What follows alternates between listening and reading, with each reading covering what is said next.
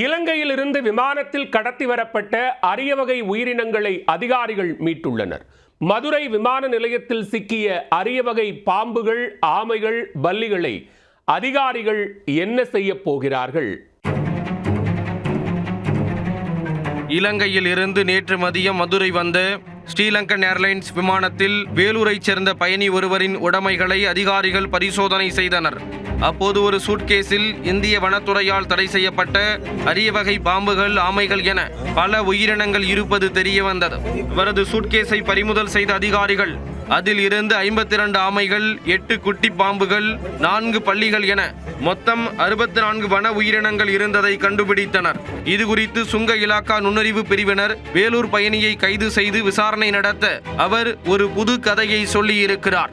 இலங்கையிலிருந்து புறப்படும் போது விமான நிலையத்தில் ஒரு நபர் தன்னிடம் இந்த பெட்டியை கொடுத்து இதில் சாக்லேட் இருக்கிறது என்றும் இதை விமான நிலைய வாயிலில் இருக்கும் நபரிடம் கொடுக்குமாறும் கூறினார் என்றும் கூறியிருக்கிறார். மற்றபடி தனக்கும் இந்த கடத்தலுக்கும் எந்த தொடர்பும் இல்லை என்று கூறியிருக்கிறார்.